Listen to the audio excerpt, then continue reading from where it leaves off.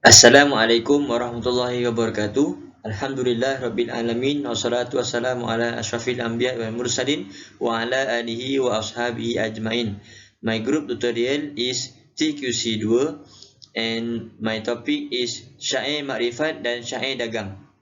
My members group is Nisa Nabila Muhammad Ngadi, Nurul Najah Muhammad Najib, Nur Afikah Ahmad Fazil, Muhammad Zaid Abdul Karim, Ilyani Shafinas Ibrahim. Part 1. Information of the other. Name Hamzah Fansuri. Date of birth the end of the 16th century. Date of death 1590. Century of origin Beres or Pencher, North Sumatra. Field of specialization the obligatory attributes of Allah Subhanahu wa Ta'ala, the pillars of faith, the pillars of Islam, the teachings of monotheism, and enlightenment. Next, book written. First, Asra al-Arifin, Secrets of the Wise. Second, Asra al-Arifin. Third, Sharab al-Ashikin, Ring of all who have lost. And last, Zinat al-Muwahidin, the endowment of all people. After that, other relevant personal information.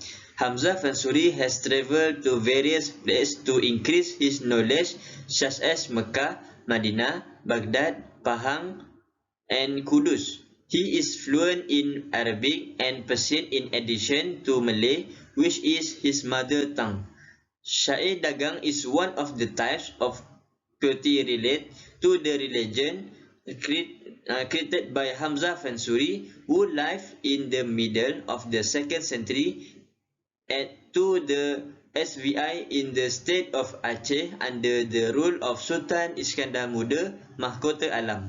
Discussion on the codicological information of MSS, including name of institution or repository that holds the manuscript, British Library, identification or call number of the manuscript OR.6899 MS 12390, collection area Oriental manuscript, creation date 19th century, title of the manuscript Syair Makrifat and Syair Dagang, name of author and copyist Edwin Huiringa or William and Judith Bollinger, copyist Abdul Rauf from Singkil in North Sumatra.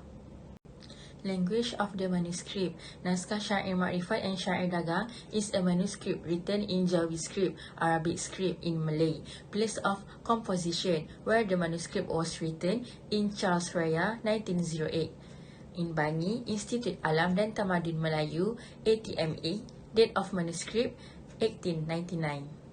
My name is Ilyani Shafinas binti Ibrahim, metric number 11917441. Next, I will continue on the structure of manuscript. Number of quires and folios. The total number of pages in this manuscript is 69 pages. The number of lines in the manuscript of Syair Makrifat and Syair Dagang is 11 lines, and in the last line there are 4 lines. Size of the manuscript in centimeter.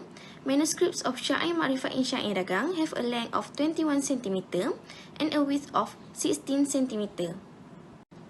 Writing materials such as parchment, paper, tree bark, and others. The manuscript material of Syair Makrifat and Syair Dagang is brown woven European paper with octagonal embossed stamps. Manuscripts of Syair Makrifat and Syair Dagang do not have watermarks. Chain lines and lead lines are a feature when using European paper.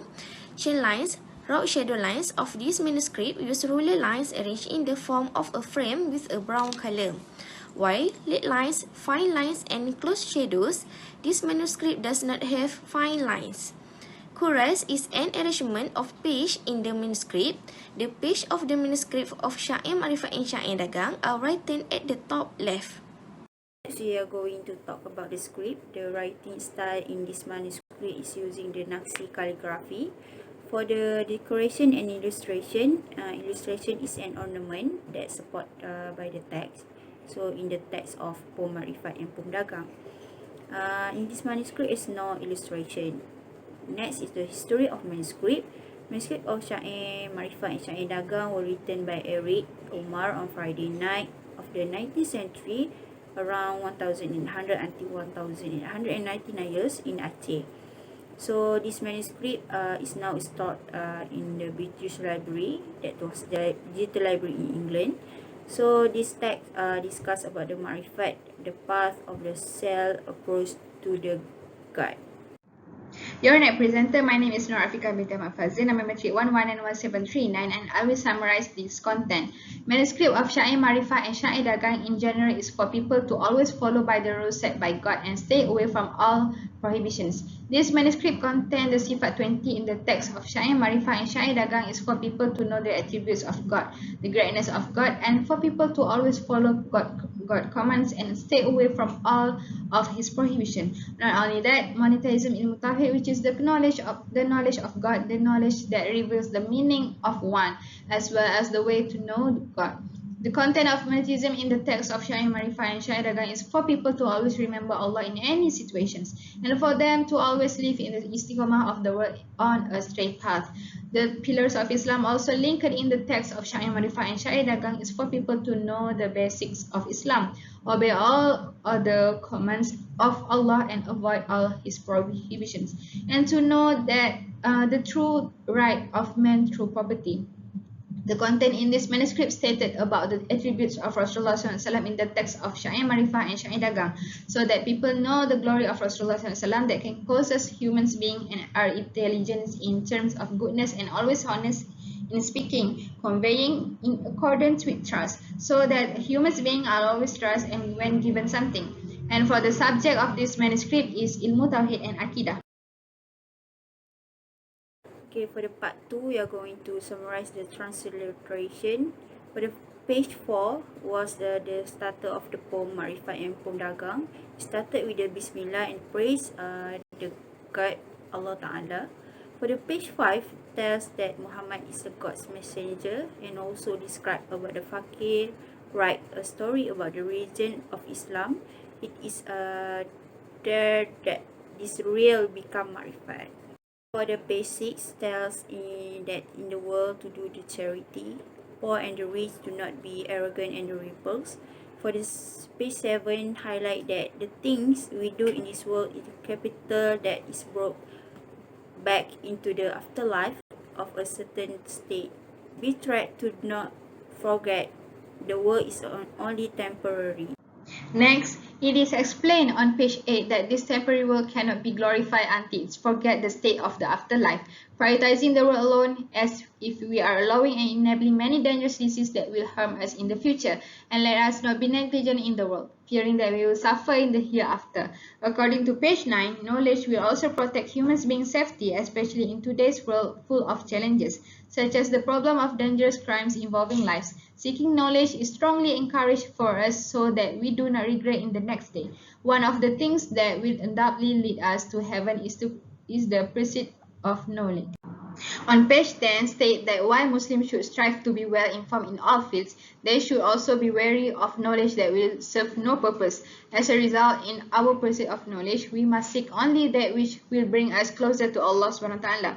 And also on page 11, make clear that God creates everything around us as a learning and teaching tools, including heaven and earth.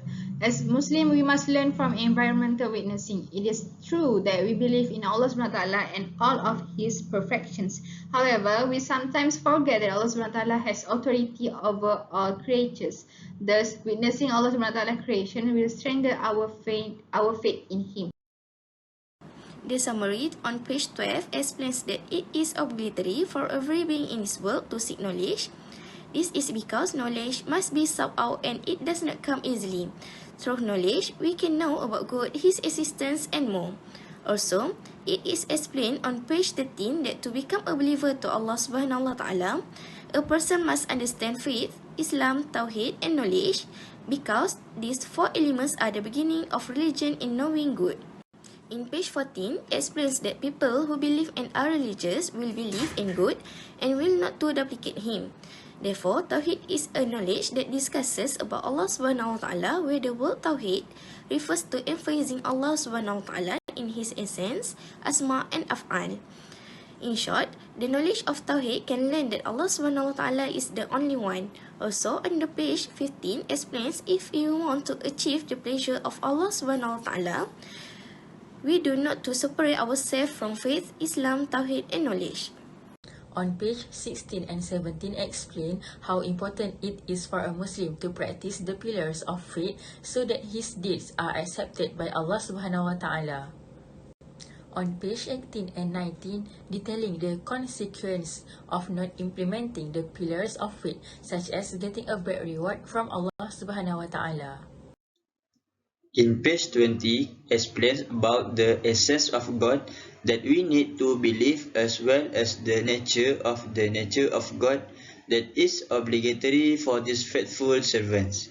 In page 21, explains about that our dependence on Allah Subhanahu wa Ta'ala begins with Shahada, so that we are convinced of the power of the one and only God. In page 22, explains about the right of Allah, which is an impossible thing for Allah Subhanahu wa Ta'ala as a powerful God besides having no beginning and no end. In page 23, explains the nature of God that is eternal until any time, and this shows the great and glorious power of God. That's all from my group. Thank you.